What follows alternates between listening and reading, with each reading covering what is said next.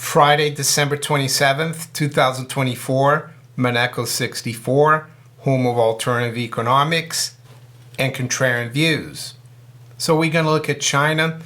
China, of course, I spoke about this back on November 27th, so a month ago, how China was buying gold under the radar.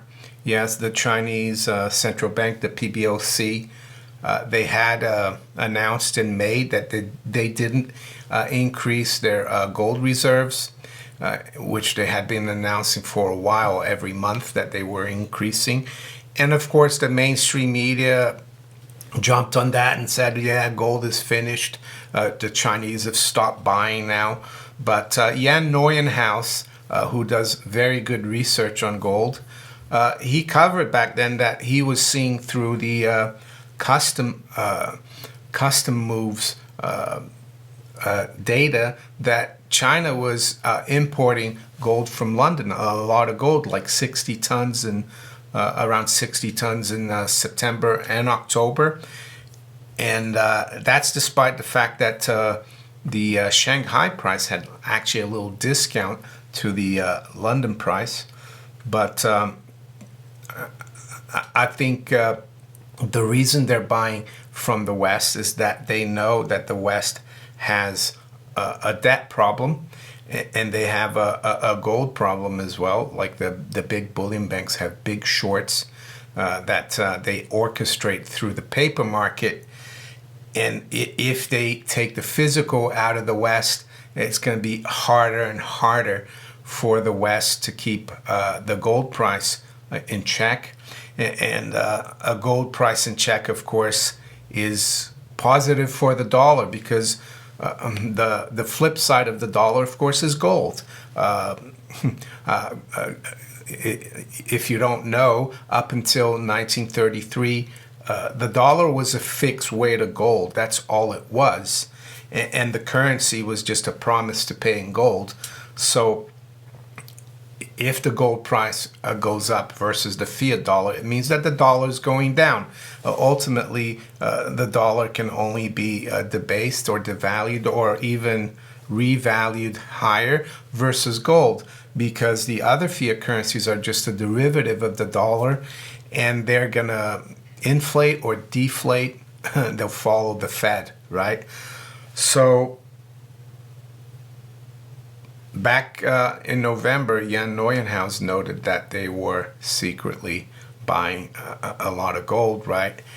And a few weeks later, or a week or so ago, maybe a little longer, Goldman Sachs caught on to Jan's article, and they did their own research, and they came out with it. And lately, though, Jan Neuenhaus has come out with another article on Christmas Eve, December 24th, and he says China secretly snaps up more gold positions for its greater global role. And yeah, it's going to continue.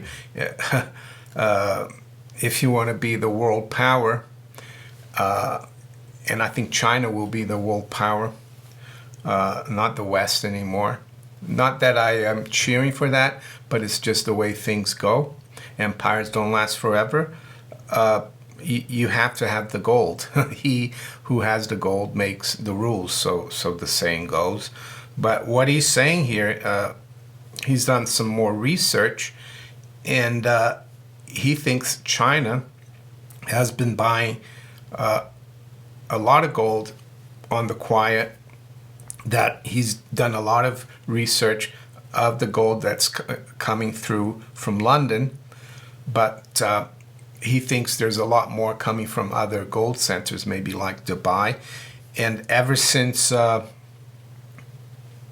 war in Ukraine kicked off, or the special military operation in February of 2022, he argues that China has actually added 1,000 tons of gold, and that they have more like 5,000 tons instead of the 2,300 tons that they officially say they have. Yes, and I know there are a lot of other researchers in gold, like Alistair MacLeod and others, that have looked at the data and the mine production of gold in China for the last 25 years, which never leaves the country. And they come to the conclusion that the Chinese, and that includes, I guess, the PBOC, all the state-owned enterprises, and the public, they own more like 32,000 metric tons. And I think that is highly possible. But the thing is, the Chinese want to keep that quiet, of course. Maybe one day they will come out and say we have a lot more gold, and that will be, I think, very negative for the dollar. And yes, so when do I think they'll come out and admit they have a lot more gold? Probably when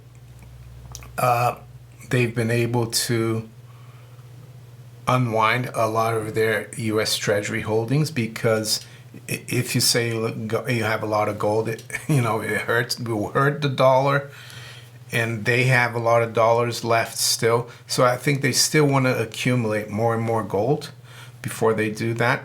So yeah, very interesting. Yan says Goldman Sachs writes on PBOC gold buying in London. So I don't think these bullion banks, and Goldman Sachs is one of the big bullion banks, they would have looked at this, because normally they just keep an eye on the official data from the central banks. And I think Wall Street, the bullion banks, are worried for Goldman Sachs to look into that.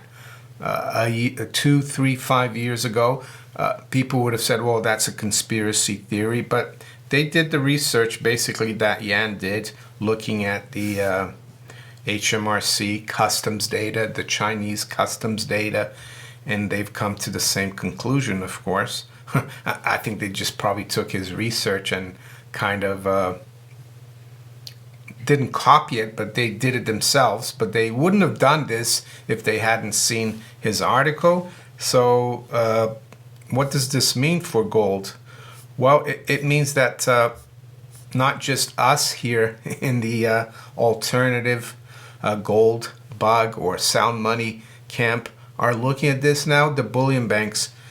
And I think they're concerned, because ultimately, yes, we might have a kinetic war, and I hope we don't, major war. But the ultimate war here is a financial war. And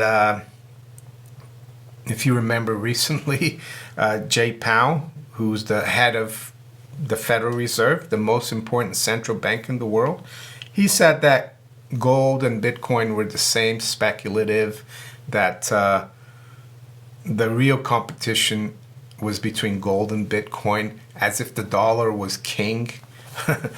And it shows to me that he's clueless, or he's trying to keep people away from gold. But I don't think the Chinese or a lot of other foreign countries or officials have been fooled by Jay Powell. Maybe the general public in the U.S. and the West will be fooled to think that the dollar is king, really. I mean, I'm here in Switzerland, and I remember when I was a lot younger here in Switzerland that you could get over 2 francs for $1. Now you get less than a franc. And talking about that, the exchange rate, I'm hearing anecdotal evidence that a lot of Americans are coming to ski in Switzerland, mainly because it's much cheaper. The ski lifts here for a day here, you pay about 80 francs. But in places like Colorado, Aspen, or Vail, or whatever, you're paying $300 a day to have a ticket for skiing, for the ski lift. And apparently one of the reasons is because a lot of the big corporations own everything in these ski resorts in the U.S. I might be wrong, but that's what I've been told. But here in Switzerland, things are more owned by the local people, not controlled by big corporations. Maybe that's the reason. But anyway, that's a different topic.